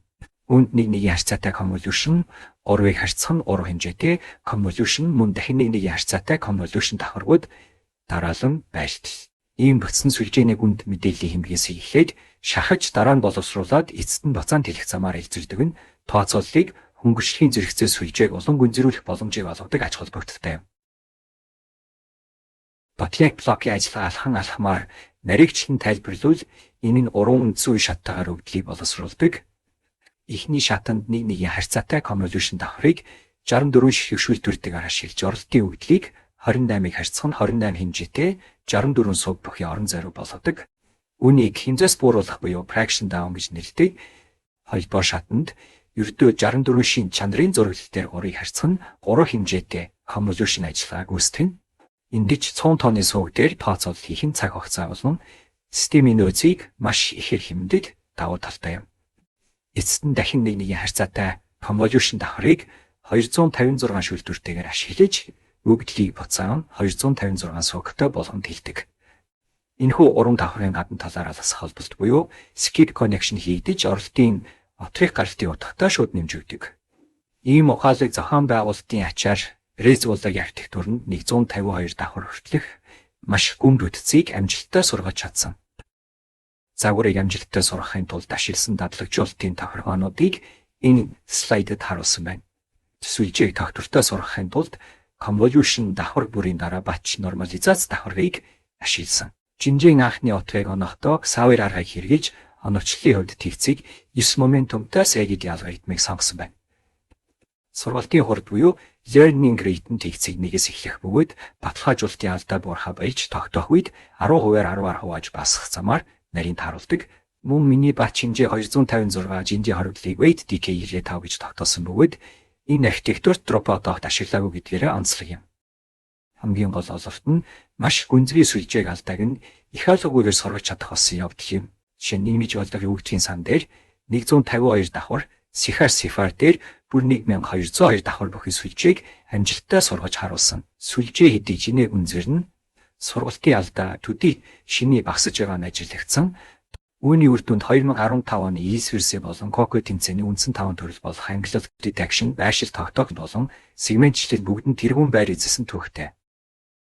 Энэхүү слайдад 2017 онд хийгдсэн практик судалгааны үр дүнг ашиглан орчин үеийн хүн мэдрэлийн сүлжээнүүдийн явагтай байдлыг хооронд нь харьцуулан харуулж байна. Графикийн босоо тэнхлэг нь топ 1 нарийгчлалын хувийг, харин хихтэй тэнхлэг нь тооцооллын үйл ажиллагааны хэмжээ буюу GOPS-ийг илэрхийлж байгаа юм. Графикийн хамгийн дээд хэсэгт байрлах Inception V4 загварыг анхааралтай ажиллаарай. Энэхүү загвар нь Inception болон ResNet архитектурын давуу талуудыг нэгтгэсэн маш сонирхолтой шийдэл юм. Өөрөөр хэлбэл Inception модулын олон салбар замаар мэдээлэл боловсруулах чадварыг Резологийн алгасах холболт буюу үлдэгдэл сургалтын зарчимтай хослуулснаар ийм өндөр нарийгчлалд хүрч чаджээ.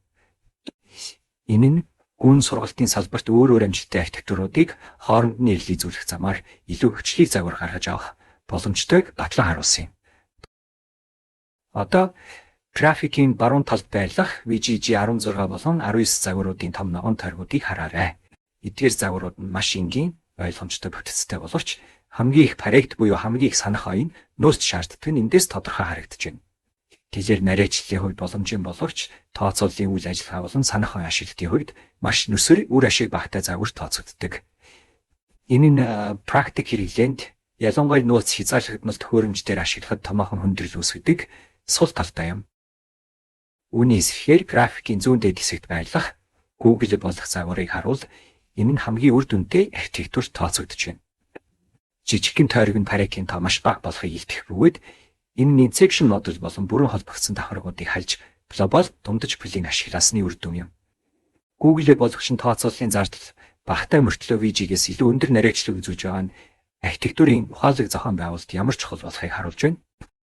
Графикийн зүүн доод хэсэгт байлгах AlexNet загвар нь орчин үеийн CNN-ийн их хий тавьсан түүхэн ач холбогдолтой загвар юм. Тухайн үедээ усгай хийсэн боловч өнөөдрийн өндөр түвшний загваруудтай харьцуулах үнэн зөв байдал нь харьцангуй бага байна. Мөн Pareto-ийн тоон Google болгожээс их хадлаа нарийчлалын дотмог байгаа санах оюун ашиглалт болон тооцооллын хувьд тийм ч оновчтой биш загвар болохыг харуулж байгаа юм.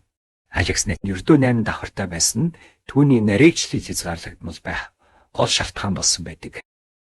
Эцэст нь ResNet архитектурын янз бүрийн хувилбаруудыг ажиглацгаая. Слайд дээрх ягаан өнгийн тойргууд нь хэрхэн өргөжж болохыг харуулж байна. Загвараас хамааран тооцооллын зардал нь харилцан адилгүй боловч ерөнхийдөө хамгийн өндөр нарийчлалтай архитектуруудын нэгтгэцүү ясаар тооцогддог. Rez үлдэхийн алгасах холболтыг ашиглан маш гүн сүлжээг сургах боломжийг олгосон бөгөөд 152 давхар бүхий хувилбар нь хамгийн өндөр үр дүн үзүүлж хүний төвшнөөс ч илүү сайн нарийчлал төрсөн нь энэхүү графикт тод харагдаж байна. 2016 онд Shao болон түүний нөхөд сүлжээний ансамбл буюу олон сүлжээг нэгтгэх аргыг ашиглан алдааг 3% хүртэл бууруулж чадсан юм. Судалгааны гол цөмөн Inception Rez болон Wide Rez болох зэрэг өөр төрлийн хүчлэгийг архитектуруудын хооронд нь нэгтгэсэн явдал байлаа. Үүнийг олон масштабын ансамбл гэж нэрлэж байгаа бөгөөд слайд дээрх хүсэлтээс харахад тусдаа загварууд нь 4% алдаатай байсан бол тэдгээрийг нэгтгэн фьюжн буюу холимог байдлаар ашигласнаар баталгаажуулалтын алдааг 2.92% хүртэл бууруулж өмнөх амжилтыг 1.6% авчилж чаджээ. Энэ нь гүн convolution сүлжээг сайжруулахад зөвхөн нэг загварт найдах бус олон төрлийн архитектурын давуу талыг хослуулах нь маш үр дүнтэй арга болохыг харуулсан юм. Image болгох тэнцвэрийн дараагийн томоохон тесрэлт бол 2017 оны ялагч ACY буюу Squeezing Excitation сүлжээ байв. Графикаас харахад алдааны хувь дахин бүрж ердөө 2.3% хүрсэн нь гахалтай үзүүлэлт юм. Энэхүү амжилтын гол нууц нь надагтын шин чанарын зураглалыг дахин жинлэх хэмээх шин шийдэл байлаа. Энэ нь сүлжээ өөртөө суралцах явцдаа ямар шин чанарууд илүү чухал болохыг тодорхойлж тэдгээрт илүү ач холбогдож өгөх буюу жингэн нэмэх замаар илтгэдэг зарчим. Энэхүү Sonnet модулын ажиллах зарчмыг энд нарийчлан харуулж байна. Энэ нь бие даасан шинэ архитектур гэхээсээ илүүтэйгээр Inception зэрэг бэлэн архитектурууд дээр нэмэлт блок болж ордог шинэ чанарыг дахин тохируулах модуль юм. Ажиллагааны хувьд эхлээд глобал дундаж бүлийн ашиглан сууг бүрийн мэдээллийг нэгтгэж дараа нь хоёр ширхэг бүрэн холбогдсон давхар болон сегмент идэвхжүүлэлтийн хүнхцийг ашиглан сууг бүрийн ач холбогдлыг илэрхийлэх жинг тооцоолно.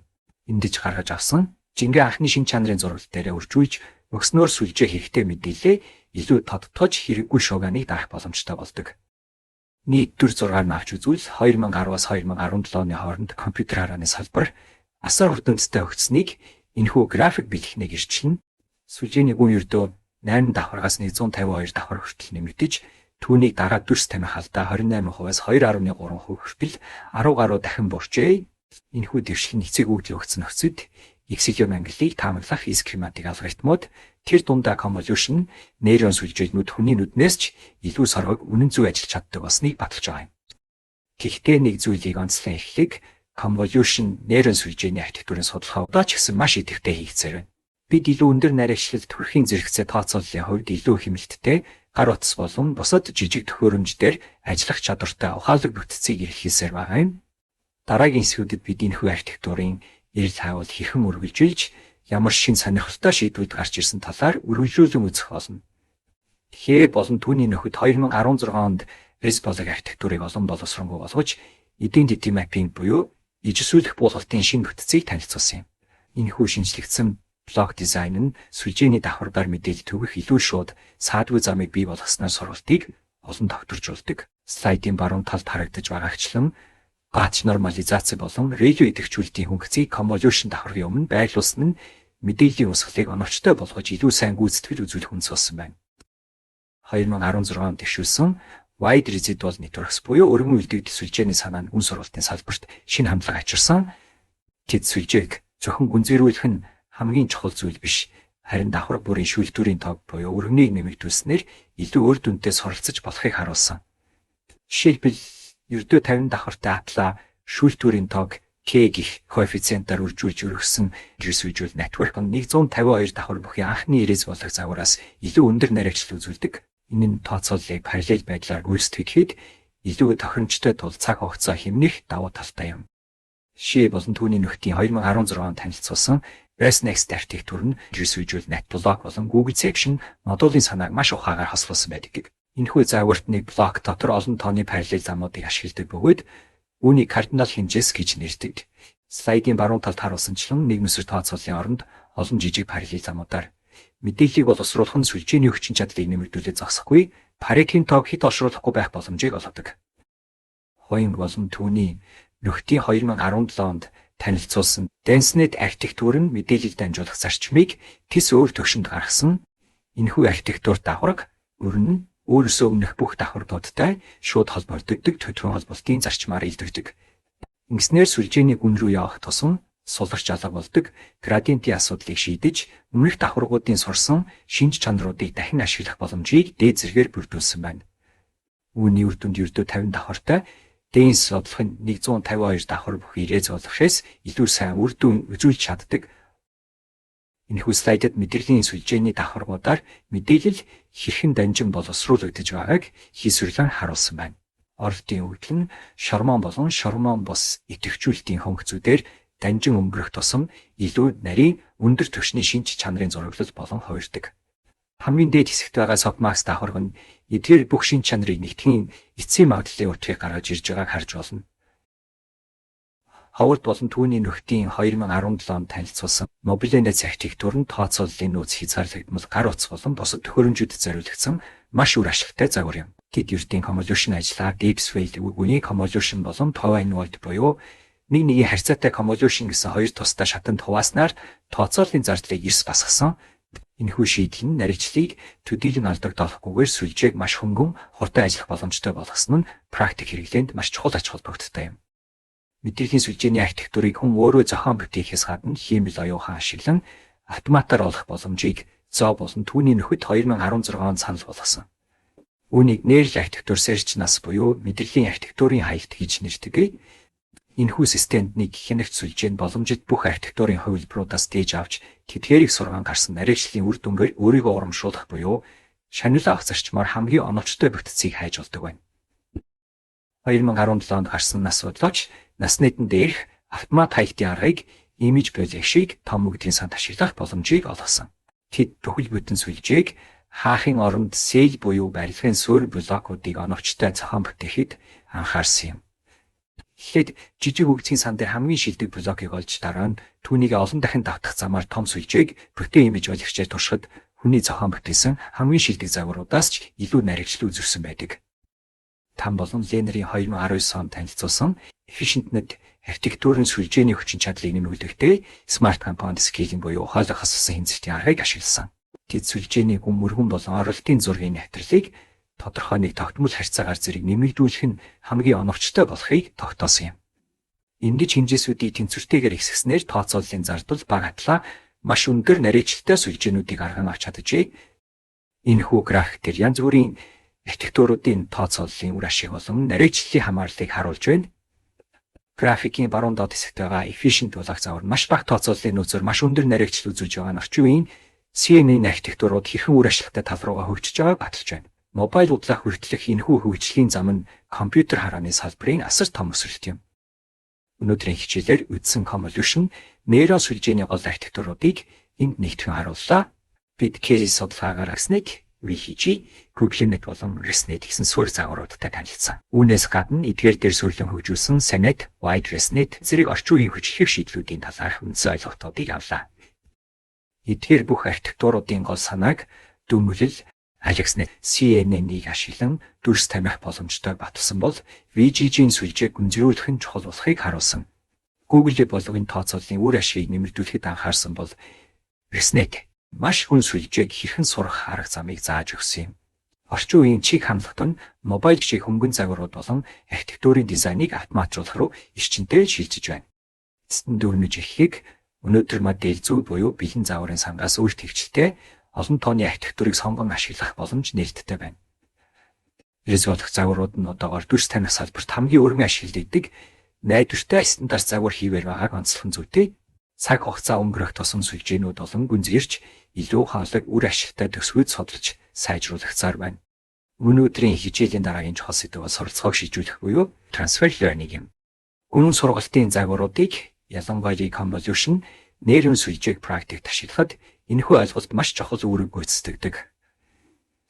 Энэ нь нэг асуудлыг шийдвэрлэхэд сурсан мэдлэг буюу сүлжээний жинүүдийг өөр нэг төсөөтэй асуудлыг шийдвэрлэхэд дахин ашиглах үйл явц юм. Гэд заавал бүх зүйлийг тгээс нь хийж сурах албагүй бөгөөд өмнөх туршлага дээр үндэслэн илүү хурдан үр дүнтэй суралцах боломжтой гэдгийг энэ хэсэгт үзэх болно. Convolution нэрийн сүлжээг амжилттай сургаж практикт ашиглахад бидэнд заавал маш их хэмжээний өгдөл хэрэгтэй юу гэсэн асуулт зүйр ёсоор гарч ирдэг. Ерөнхийдөө маш гүнзгий сүлжээнүүд сая паригтай байдаг тул тэдгээрийг тгээс нь сурахад имиж болох шиг асар том өгдгийн сан шаардлагатай байдаг нь үнэн. Гэвч бодит амьдрал дээр бидэнд тэр бүр сая зураг байдаггүй. Харин суралцахыг шийдвэрлэх аргыг ашигласнаар харьцангуй бага өгдөлтэй байсан ч маш өндөр мэрэгчлэлтэй загварыг гаргах боломж бүрддэг юм. Суралцахыг шийдвэрлэх зарчмыг ойлгохын тулд convolution сүлжээний мэдээлэл боловсруулах замыг эргэн харах хэрэгтэй. Сүлжээний доод давхаргуудаас дээд давхар руу явах тусам мэдээлэл болон нарийнч хийсвэрлэгдэж байдаг. Энэхүү бүтсэн мэдээллийг шат дараа боловсруулж дүрсний ерөнхий шин чанараас тодорхой объект руу шилжих боломжийг олгодог байна. Үүний нэг тод жишээ бол AlexNet-ийн загварын хамгийн ихний давхаргын шүүлтгүүрүүдийн слайдад харуулсан 64-ийг харьцах нь 3 суг бүхий 11-ийг харьцах нь 11 хэмжээтэй эдгээр шүүлтгүүрүүд нь зургийн ирмэг зураас өгний усалт зэрэг хамгийн анхан шатны шин чанаруудыг ялгаж авдаг. Гайхалтай нь эдгээр анхан шатны шин чанарууд нь зөвхөн машины зурагт биш нохоо мөр цэцэг гэд ямар ч төрлийн зурагт ижилхэн байдаг. Тийм учраас сүлжээний доод давхаргуудын сурсан энэ ерөнхий мэдлэгийг бид өөрөөр даалгаварт шууд ашиглах боломжтой гэдгийг transfer learning хийжүүлэх үйл явц яг яаж явагддаг вэ? Эхний алхамд бид маш том өгцийн сан буюу имиж болгож дээр сүлжээгээ бүрэн сургана. Энэ үед сүлжээний бүх давхарууд буюу convolution болон бүрэн холбогдсон давхаргуудын жингүүд зураг тамхи ерөнхий чадварт суралцсан байна. Үүнийг бид өрчлөн сургасан загвар буюу pre-trained model гэж нэрддэг. Холбоор алхамд хэрэг бидэнд 100 тонны ангилал бүхий бага хэмжээний өгдөлт байгаа бол бид өмнөх загварынхаа convolution давхаргуудыг хөлдөх буюу жингийн огтгуудыг нь өөрчлөлгүйгээр хിവэр үлдээдэг. Харин хамгийн дээд талын 1000 ангилалтай бүрэн холбогдсон давхаргыг авч хаяад оронд нь өөрийн шинэ асуудал тохирсон C ангилал бүхий шинэ давхаргыг нэмж тавьдаг. Ингээд зөвхөн энэ шинээр нэмсэн давхаргаа өөрийн бага өгдөл дээрээ сурахад хангалттай байдаг юм. Энэ нь сүлжээний сурсан харааны мэдрэмж ийг ашиглан шинэ объектыг танихад сургаж байна гэсэн үг. Энэхүү аргын үр дүн слайдыг графикаас харж болно. AlexNet загвараас шилжүүлэн сургасан хувилбарууд нь бусад уламжилт аргуудаас хамаагүй өндөр нарийгчлал үзүүлж байгааг харж байна. Тухайлбал зөвхөн сүлжээний давхарыг сурахад буюу logistic regress ашиглахад нарийгчлал 50% байсан бол сүлжээний дээд хэсгийг нарийн тааруулах буюу fine tune хийснээр нарийгчлал 64.96% хүртэлсэн байна. Хэрвээ бидэнд арай илүү хэмжээний өгдөл байгаа бол бид зөвхөн ганц давхарг биш сүлжээний дээд хэсгийн хэд хэдэн давхаргыг хөлдөөхгүйгээр дахин сурах боломжтой.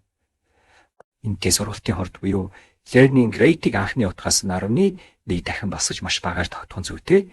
Учир нь өндөр урдаар сургууль өмнөх сурсан сайн жингүүдээ эвдэх аюултай байдаг тул маш болоостойгоор нарийн тааруулалт хийдэг. Суралцахыг шийдвэрлэх ямар стратегийг сонгох вэ гэдгийг шийдвэрлэхэд туслах нэгэн матрикс энд байна. Бид хоёр гол хүчин зүйлийг харгалзан үзэх хэрэгтэй. Нэгдүгээрт бидэнд байгаа өгжхийн хэмжээ хэрэг вэ? Хоёрдугаарт бидний шинэ өгдөл анхны сургасан өгдөлтэй буюу имиж болгохтой хэр төстэй вэ? Сүлжээний доод давхаргууд ерөнхий шин чанарыг, дээд давхаргууд илүү тодорхой объектын шин чанарыг сурдаг гэдгийг нь санаарай. Хэрвээ таны өгдөл бага бөгөөд имиж болгохтой маш төстэй бол сүлжээний дээд хэсэгт шормоо ангирагч нэмж сурах нь хамгийн оновчтой. Харин өгдөл хангалттай их бөгөөд төстэй бол хид хідэн давхаргыг дахин сургаж загвараа өөрийн асуудалд илүү сайн нийцүүлж болно. Хэрв таны өгдөл имиж болгохшээс тис өөр, жишээ нь энэхийн рентген зураг, эсвэл хиймэл дагуулын зураг байвал асуудал арай өөрөөр яригдана. Өгдөл баг тохиолдолд шормоо ангилтчийг өөрөөр давхаргуудаас авсан шин чанар дээр туршиж үзэх хэрэгтэй болдог. Өгдөл хангалттай их бол сүлжээг бөхөлдөн, эсвэл ихэнх давхаргыг нь дахин сурах замаар хамгийн сайн үр дүнд хүрч болно. Ерөнхийдөө өгдөл их байх тусам бид сүлжээг илүү гүнзгий өөрчлөх боломжтой болдог байна. Convolution нейрон сүлжээний хэрэглээ зөвхөн зураг ангилахаар хязгаарлагдахгүй, илүү нарийн төвхтэй асуудлуудыг шийдвэрлэхэд гол суурь болж байна. Слайдын зүүн талд объект илрүүлэлтийн FASTAR CNN архитектурыг баруун талд зургийн тайлбар үүсгэх CNN болон RNN хосолсон загварыг харууллаа. Эдгээр нь convolution сүлжээгээр дамжуулан суралцах буюу суралцахыг шилжүүлэх зарчим практикт хэрхэн хүчтэй нэвтэрч ерөнхий үзэгдэл болсныг гэрчилж байгаа юм. Яг илрүүлэлтийн хувьд зурагнаас тухайн биетийн байршлыг тогтоож ангиллыг нь таамагддаг бол зургийн тайлбар үүсгэх систем нь харааны мэдээллийг текст мэдээлэлтэй холбож хүний ихээр тайлбар бичдэг маш сонирхолтой технологи юм. Эдгээр нарийн төвхтэй системүүдийн ажиллах гол нууц нь имиж болгогч өвлийн сан дээр урьдчилан сургасан загварыг суурь болгон ашигласан доршин. Слайд дээр улаан хүрээгээр тэмдэглэсэн эсвүүдийг анхааралтай ажиглуул объект илрүүлэгч болон тайлбар үүсгэгч хоёулаа дотроо имиж дээр бэлтгэгдсэн convolution сүлжээний блокийг агуулж байна. Энэ нь тухайн сүлжээ төрсийг таних шин чанарыг ялгах суурь. Мэдхийгээ аль хэдийн автсан байгаа тул шин даалгаврыг гүйцэтгэхэд харьцангуй хялбар үр дүнтэй болдог гэсэн үг юм. Өөрөөр хэлбэл бид дугуйг дахин зохион бүтээхийг шаардлагагүй бөгөөд бэлэн байгаа хүчлийг шин чанар ялгагчийг ашиглан илүү дээд түвшний асуудлуудаа шийддэг. Зургийн тайлбар үүсгэх системийн хувьд харааны мэдээлэлээс гадна хэл шинжлэлийн мэдээллийг боловсруулах шаардлагатай болдог. Энэ бид Word2Vec аргаар урьдчилан сургасан үгийн векторуудыг ашигладаг бөгөөд үүнийг ногоон хүрээгээр тэмдэглэсэн байна. Ингэснээр загвар нь зураас ирмэг гэх мэт харааны шин чанарыг сураа зогсохгүй үг хоорондын отгийн хамаарлыг мөн нэгдэг болдог. Харааны болон хэлний мэдлэгийг инхүү хослуулан суралцахыг шилжүүлэх нь орчин үеийн хиймэл оюун ухааны хамгийн хүчлэг аргуудын нэг бөгөөд энэ нь өөр салбарын мэдлэгийг нэгтгэн ажиллах боломжийг олгодог юм. Суралцахыг шийдвэрлэхэд ашиглаж буй convolution сүлжээний архитектур нь эцсийн үр дүнд хэрхэн нөлөөлдгийг энэ график дээрээс харж болно. MS Coco үгчийн сан дээрх объект илрүүлэлтийн нарийчлалыг харьцуулах AlexNet дээр суурилсан загвар 15% үзүүлэлттэй байсан бол VGG 16 загвараар шилжих энэ үзүүлэлт 29% болж өссөн байна.